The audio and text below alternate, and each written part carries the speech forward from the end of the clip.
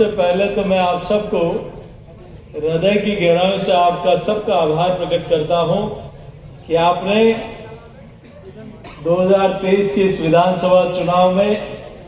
इस रण में, इस युद्ध में जो असत्य के खिलाफ सत्य की लड़ाई थी, अधर्म के खिलाफ धर्म की लड़ाई थी, उस लड़ाई में आपने धर्म को जिताया और यहाँ से कमल खिलाकर हेमंत जी को रिकॉर्ड मतों से जिताकर भेजा। इसके लिए मैं आप सबका वंदन करता हूँ, अभिनंदन करता हूँ और पूरे राजस्थान की जनता का भी आभार प्रकट करता हूँ कि जिन लोगों ने 5 वर्षों में सिर्फ लूट और झूठ की दुकान राजस्थान में चलाई थी, उसको राजस्थान की जनता ने ताला लगा दिया। कहा कि हमारी गलती हो गई, अब राजस्थान में सिर्फ और सिर्फ कमल खिलेगा। और मैं ये जरूर कह सकता हूं कि जिस प्रकार से यहां की जनता ने लगातार कमल खिलाया है, मुझे अभी कह रहे थे राजनाथ जी भी, माननीय हेमंत जी भी, कि प्रतापगढ़ की जनता ने 2014 में भी और 2019 में भी, मुझे अच्छी तरह ध्यान है 2014 में मैं जब आया था तो आदरणीय नंदलाल जी मीणा साहब मंत्री थे, हरनौत में एक सम्मेलन हुआ और एक जगह सम्मेलन करके कहा कि ये बस कार्यकर्ताओं की बैठक सम्मेलन हो गया, अब आप जाओ दूसरी विधानसभा देखो, यहाँ से 50,000 मतों से कमल पार्टी को विजय बनाएंगे। मैंने कहा मैं आऊंगा नहीं और कैसे, और 50,000। और आप देखो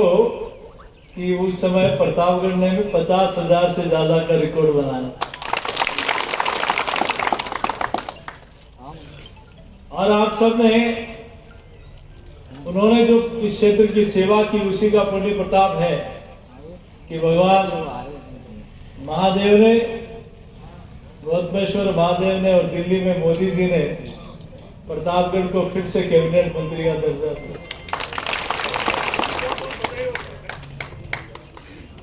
और मैं ये विश्वास के साथ कह सकता हूं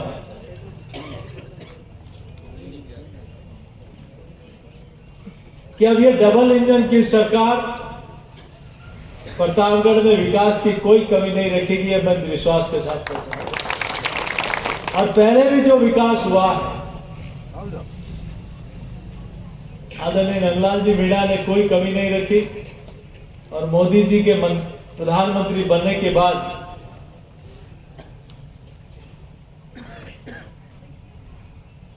इन पिछले 10 सालों में मैं दावे के साथ कह सकता हूं कि जो काम हुआ है, हमारा जो ये क्षेत्र है, जो लोग कहते हैं कि पिछड़ा क्षेत्र है, जनजाति क्षेत्र है, लेकिन मोदी जी ने कहा कि ये मेरे सब परिवार के लोग हैं, सबसे पहले इस क्षेत्र का विकास होगा, ये मेरे लिए सबसे वीवीआईपी है, इस क्षेत्र से मैं विकास की शुरुआत करूंगा। मैं जिस गरीब के पास मकान नहीं उसका मकान बनाऊंगा, जिसके घर में गैस का कनेक्शन नहीं है वो गैस का कनेक्शन देंगे,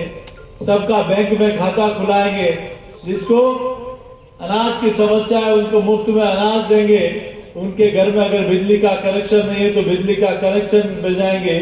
गांव में बिजली की व्यवस्था नहीं है तो ट्रांसफार्मर लगाकर नई व्यवस्था करेंगे, हर किसान का किसान सम्मान निधि के माध्यम से पैसा देंगे, आयुष्मान योजना में 5 लाख तक का मुफ्त में इलाज करेंगे, हर पंचायत में 12वीं का स्कूल खोलेंगे, यहाँ गांव में चिकित्सा की व्यवस्था सुदृढ़ करेंगे। मैं सोचता हूं ये काम अगर पिछले 60 वर्षों में जो सरकारें काम कर रही थी, अगर वो करती तो शायद इस प्रकार की स्थितियां नहीं होती। आज तो भारत सोने की चिड़िया बन चुका होता। अगर मोदी जी ने जिस स्पीड से काम किया है, ये देश मेरा परिवार है,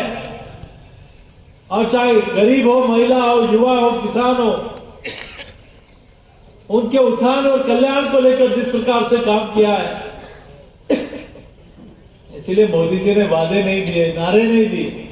वो काम करके दिखाया। ये सरपंच साहब हमारे कई जनप्रतिनिधि बैठे हैं, आप रिकॉर्ड उठाओ पिछले 50-60 सालों का, और इन 10 सालों का मैं दावे के साथ कह सकता हूं,